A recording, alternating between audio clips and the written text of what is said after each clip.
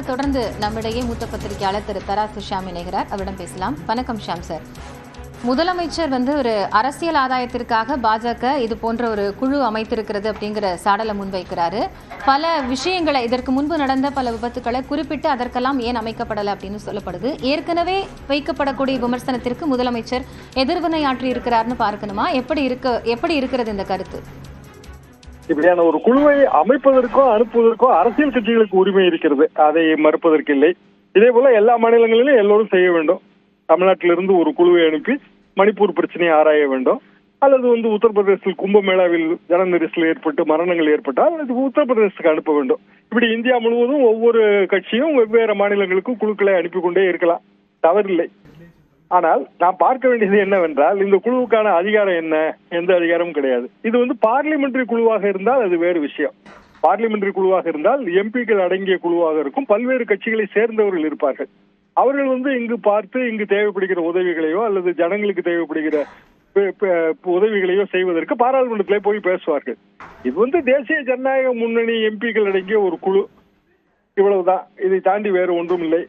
தேசிய ஜனநாயக முன்னணியிலே இங்கு பல கட்சிகள் இருக்கின்றன. அதிமுக பிரதான கட்சி, அவர்களுக்கு கூட அங்கு பெரிய பிரதிநிதித்துவம் அந்த குழுவிலே இருந்த மாதிரி தெரியவில்லை. ஆக கரூருக்கு வந்திருப்பதிலே அரசியல் நோக்கம் இருக்கிறது என்கிற முதலமைச்சரின் குற்றச்சாட்டு அது சரிதான். அரசியல் நோக்கம் இருக்கிறது. பாரதிய ஜனதா ஏதாவது ஒன்றை, எந்த துரும்பாவது கிடைத்தால் அதை பிடித்துக் கொண்டு வாக்குகளை பெருக்கலாமா என்று நினைக்கிறார்கள். விஜய் தங்கள் பக்கம் வரமாட்டாரா என்று நினைக்கிறார்கள். இதெல்லாம் பச்சையாக வெளியிலே செய்கிற ஒரு விஷயம்தான். முதலமைச்சர் குறிப்பிடுகிற மற்ற விஷயங்கள், கச்சத்தீவை தரமாட்டோம் என்று இலங்கை வலியுறுத்துகிறது, இது குறித்து மத்திய அமைச்சர் பதில் கூறினாரா? ஜிஎஸ்டியால் நிதி உரிமை போச்சு, நிதி பகிர்வில் ஓர வஞ்சனை, தமிழர்கள் என்றாலே பாரதிய ஜனதாவுக்கு கசக்கிறது, இதெல்லாம் அரசியல் குற்றச்சாட்டுகள். ஆனால் இன்றைக்கு ஒரு விஷயம் நடந்திருக்கிறது. பாரதிய ஜனதா அரசு நமக்கு மறுக்கப்பட்டு வந்த கல்வி நிதியை கொடுத்திருக்கிறார்கள். NEP அமல்படுத்தாவிட்டால் கல்வி நிதி கிடையாது என்று சொன்னார்கள். சென்னை உயர்நீதிமன்றம் ஆணை போட்டது, உச்ச நீதிமன்றம் அறிவுறுத்தல்களை வழங்கியது. அதற்கு பிறகு அந்த உதவி நிதி வழங்கப்பட்டிருக்கிறது. மாணவர் சேர்க்கை, இலவச மாணவர் சேர்க்கை துவங்கவிருக்கிறது. இது தமிழ்நாடு அரசுக்கு கிடைத்த வெற்றியாகத்தான் நான் பார்க்கிறேன். ஏனென்றால் இது குறித்த தொடர்ந்து உரிமை போராட்டங்களை நாம் தான் எழுப்பிக் கொண்டிருந்தோம். நீதிமன்றங்களுக்கும் தமிழ்நாடு அரசு தான் சென்றது.